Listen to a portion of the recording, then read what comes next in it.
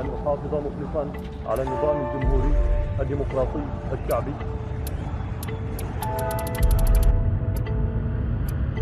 জনগণের স্বার্থ রক্ষা করা এবং মাতৃভূমির নিরাপত্তা নিশ্চিত করা। তুরস্কের সমুদ্র সৈকতে একজন উদ্ধারকারীর কোলে একটি প্রাণহীন শিশু। আমরা দামেস্ক ফিরে পেয়েছি। দামেস্ক ফিরে এসেছে, এর মানে কি বুঝেন?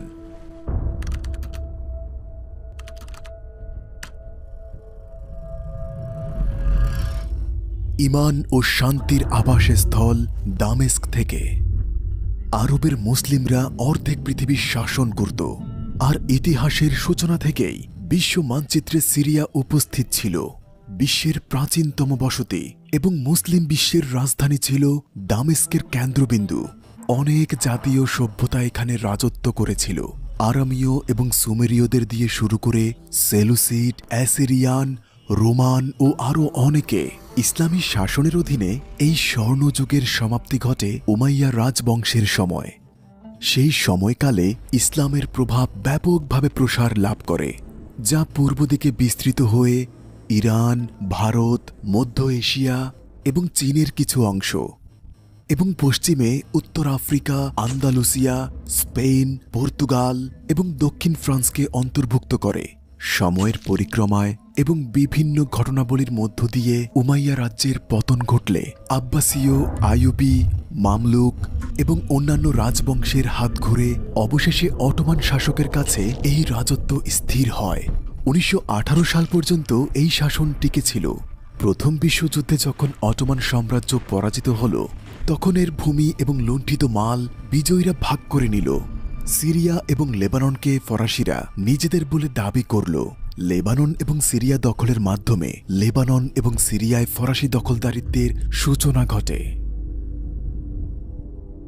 1920 সালে প্রথম বিশ্বযুদ্ধে অটোমানদের পরাজয়ের পর সিরিয়াকে ফ্রান্স দখল করে নেয়। ফরাসি ম্যান্ডেটের পরিবর্তে সিরিয়ায় স্বায়ত্তশাসন প্রতিষ্ঠা করে। সংখ্যাগরিষ্ঠদের দুর্বল করে সংখ্যালঘুদের ক্ষমতায়নের জন্য ফরাসি ঔপনিবেশিক প্রশাসন একটি নীতি বাস্তবায়নে উদ্যোগ নেয়। তারা সাম্প্রদায়িকতার ভিত্তির উপর নির্ভর করে একটি সেনাবাহিনী তৈরি করেছিল।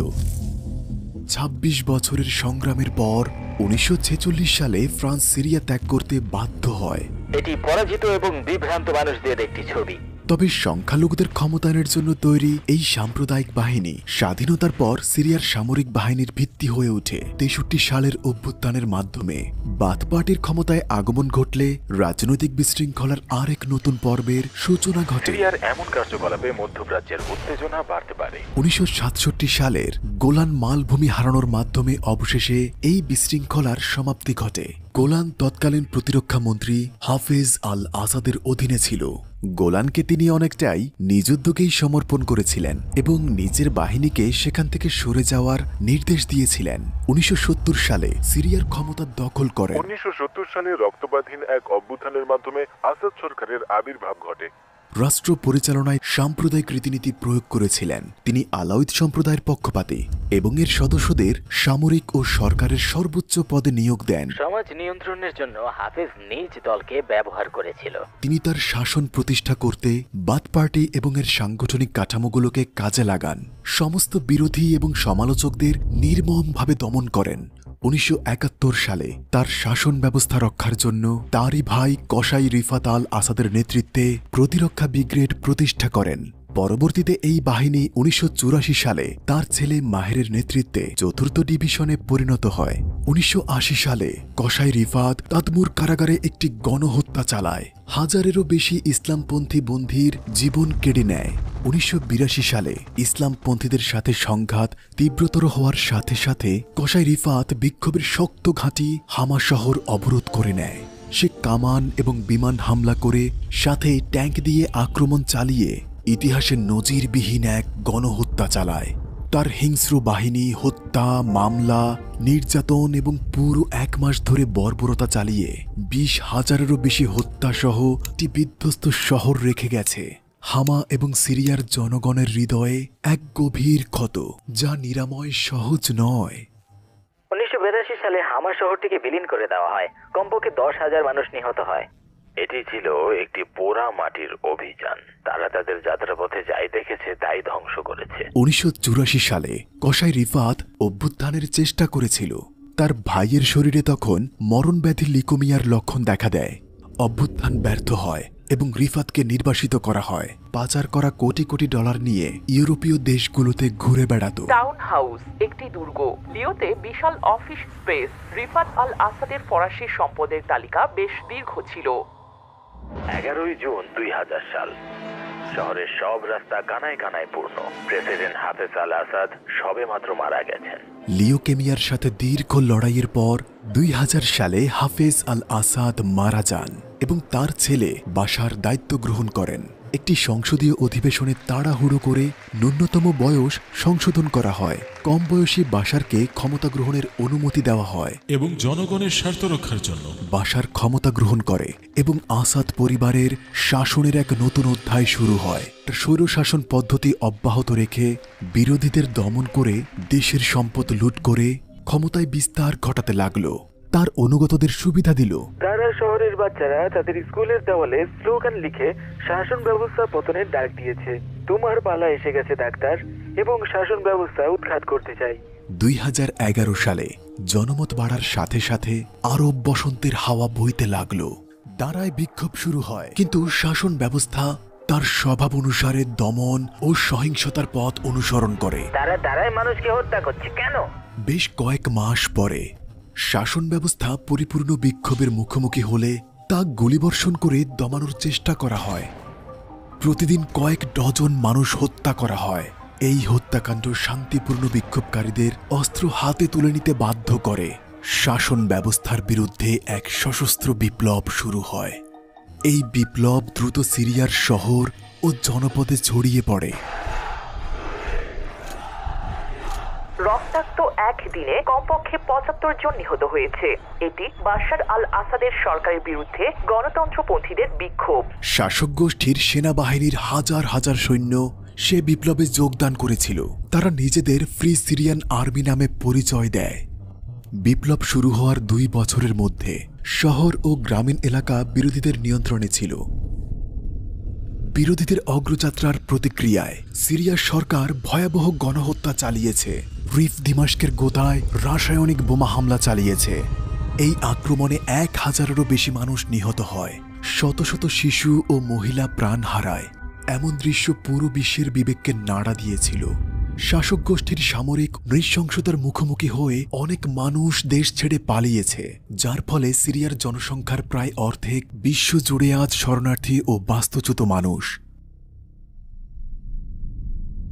ইরান ও তার মিলিশিয়ারা, বিশেষ করে হিজবুল্লাহ, এই সংঘাতে হস্তক্ষেপ করেছিল। নতুন উপদলেরও আবির্ভাব ঘটেছে, যার মধ্যে আছে আইএসআইএস, সিরিয়ান ডেমোক্রেটিক ফোর্সেস সহ অন্যান্য ইসলামিক গোষ্ঠী। এই বাহিনীর প্রবেশের সাথে সাথে পরিস্থিতি ক্রমশ জটিল হয়ে ওঠে। সিরিয়া গোয়েন্দা সংস্থাগুলির যুদ্ধক্ষেত্রে পরিণত হয়, আর শাসক গোষ্ঠীর ক্ষমতা উল্লেখযোগ্য হারে হ্রাস পায়। সিরিয়ার গৃহযুদ্ধে জড়িয়ে পড়ে। তবে 2015 সালের সেপ্টেম্বরে রাশিয়ার সামরিক হস্তক্ষেপ সিরিয়ার শাসনের পক্ষে একটি গুরুত্বপূর্ণ ফ্যাক্টর হয়ে ওঠে। বিরোধী নিয়ন্ত্রিত শহরগুলিতে রাশিয়া অবিরাম বিমান হামলা চালিয়েছে। স্কুল, হাসপাতাল এবং গুরুত্বপূর্ণ অবকাঠামো ধ্বংস করেছে। ঘটনা এক নতুন মোড় নিল। স্থলে এবং আকাশে পাল্টা আক্রমণ শুরু হলো। রাশিয়া এবং ইরানি মিলিশিয়া, বিশেষ করে হিজবুল্লাহর মতো গোষ্ঠীগুলোর সহায়তা পেল আসাদ সরকার। যদিও আজকাল তারা সিরিয়ায় যুদ্ধ করছে এবং মারা যাচ্ছে, অথচ এটা ছিল অন্য কারো যুদ্ধ। রাশিয়ানরা এবং সিরিয়ার শাসক গোষ্ঠী মিলে ঘরবাড়ি, ফসল এবং জীবন ধ্বংস করেছে। শহর ও নগরে হাজার হাজার টন বিস্ফোরক ফেলেছে। এর ফলে বিদ্রোহী গোষ্ঠী রাশিয়ানদের সাথে আলোচনায় বসতে বাধ্য হয়। উত্তর পশ্চিম সিরিয়ার ইদলিবের দিকে তারা স্থানান্তর হতে বাধ্য হয়। এখানেই বেশিরভাগ বিপ্লবী শক্তি পরে একত্রিত হয়েছিল। এই যুদ্ধ এখন শুধু গণতন্ত্রের জন্য নয়, বরং পুরো আলেপ্পোকে মুক্ত করার যুদ্ধ। 2016 সালের শেষে আলেপ্পোর যুদ্ধ যেন সিরিয়ার বিপ্লবের মহাকাব্যের শেষ অধ্যায়ের প্রতিনিধিত্ব করে। সংঘর্ষের তীব্রতা কমে গেলেও আলোচনা জোরদার হয়, দ্বন্দ্বের সমাধান খোঁজা হয়। সময় মনে হচ্ছিল যেন সবকিছু হঠাৎ থমকে গেছে। পুরো বিশ্ব যেন সিরিয়ার ট্র্যাজেডির কথা ভুলেই গিয়েছিল। সময় কেটে গেল এবং বিশ্ব রাশিয়া ইউক্রেন যুদ্ধ নিয়ে ব্যস্ত হয়ে পড়ল। এইদিকে ইরান তার অভ্যন্তরীণ ও আঞ্চলিক সমস্যায় ব্যস্ত। লেবানন ও সিরিয়ায় ইরানি মিলিশিয়ানরাও নানামুখী সংকটের সম্মুখীন হয়।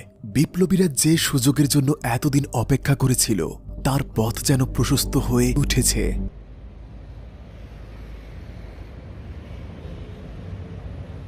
এটা বিপ্লবের রাজধানী হোমস, ধ্বংসস্তূপের শহর। দামেস্কে পৌঁছে তা মুক্ত করার আগে বিপ্লবীরা এই শহর অতিক্রম করেছিল। 27 নভেম্বর 2024 তারিখ বিপ্লবীরা পূর্ব পরিকল্পনা অনুসারে একাধিক আকস্মিক হামলা শুরু করে। তারা আলেপ্পো ও গ্রামাঞ্চল থেকে শুরু করে। খুব দ্রুতই তারা এসব এলাকা জয় করে নেয়। তারা আলেপ্পো এবং ইদলিবের পূর্ণ নিয়ন্ত্রণ নিতে সক্ষম হয়, তা মাত্র 2-3 দিনেই। সরবরাহ রুট বন্ধ করে যুদ্ধ শুরু হয়। আলেপ্পোর আশেপাশের গ্রামগুলিকে মুক্ত করে শহর পর্যন্ত পৌঁছানো, আর এটাই ছিল প্রাথমিক লক্ষ্য। এই গাড়ির নাম আলকারার। যুদ্ধের সময় এই গাড়িটি বেশি ব্যবহৃত হয়েছিল। এটা লোকালি তৈরি একটি টয়োটা পিকআপ ট্রাক। এটা বেশ ভালোভাবেই তৈরি করা হয়েছিল, আর যুদ্ধের সময় যোদ্ধারা এর ভেতরেই বসত, কারণ এটাতে অস্ত্র বহন করে মুভ করা খুব সহজ ছিল।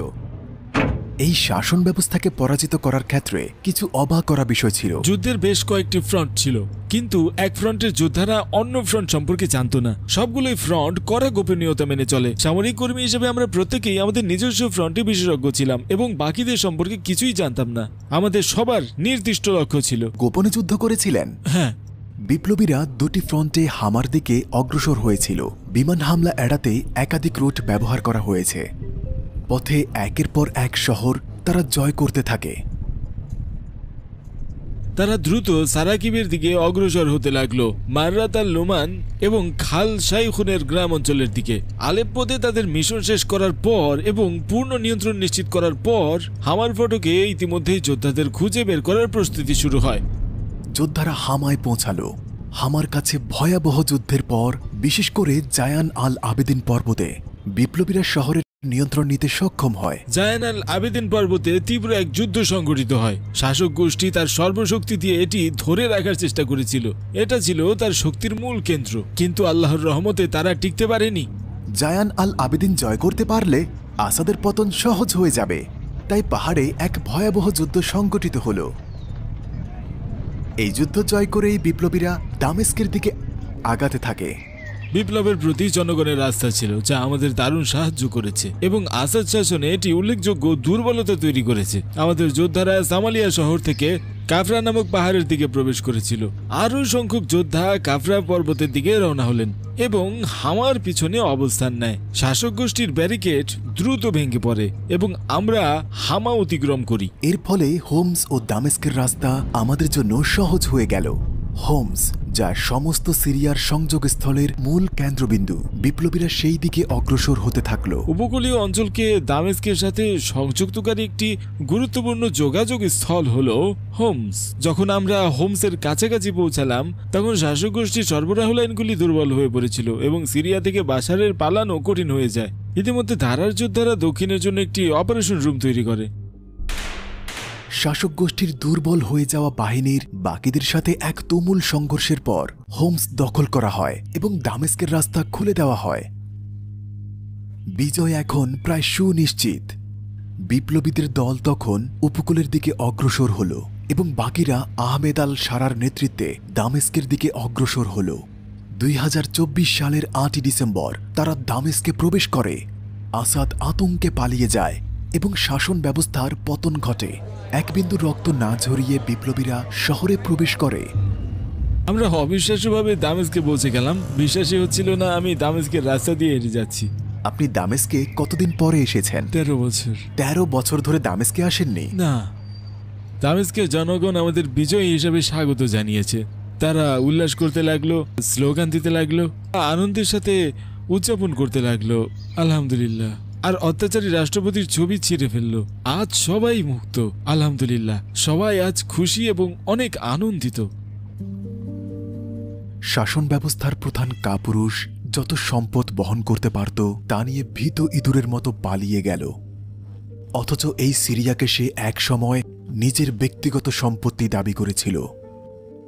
সে তার অনুগত লোকদের নিজের ভাগ্যের উপর ছেড়ে দিয়ে একাই পালিয়ে গেল। দেখুন, তারা সব জিনিসপত্র ফেলে পালিয়ে গেছে। দেখুন তারা সব ফেলে পালিয়ে গেছে। আর এইভাবেই সিরিয়ার ঐতিহাসিক কাহিনীর শেষ অধ্যায়ের সমাপ্তি ঘটল। ৬০ বছরেরও বেশি সময় ধরে চলা এক দুঃস্বপ্নের পর অবশেষে মানুষ আজ স্বস্তির নিঃশ্বাস নিতে পারল। তারা যেন এমন এক কারাগারে ছিল যেখানে দেখা করাও নিষিদ্ধ। এই চিত্র যেন বিপর্যয়ের বিশালতা, ভয়ানক এক ট্র্যাজেডি এবং অপরাধী চক্রের রেখে যাওয়া ধ্বংসের চিহ্ন। এখন পুনর্নির্মাণ এবং ক্ষত নিরাময়ের সময়। নতুন সিরিয়ায় নতুন সূচনার পথ প্রশস্ত করার সময়। একটি স্বাধীন সম্মানের সিরিয়া, সভ্যতা ও ইতিহাস, সুখময় দিন আর সবুজ গাছগাছালির সিরিয়া। মাথা উঁচু করে বাঁচবে তুমি সিরিয়ান। হোমসের জন্য ভালোবাসা রইল। হোমস থেকে জোহাতাব। আলাউদ্দিন জীবন, নরিয়ারাও, আলাসি স্কোয়ার, উলন্তেস নদী এখন সব আমার। আজ সবাই মুক্ত। আমরা হোমসে ফিরে এসেছি, বিজয়ী হয়ে ফিরে এসেছি। আলহামদুলিল্লাহ, আমরা বিজয়ী। বিশ্বজুড়ে আজ সিরিয়ানরা গর্ববোধ করছে।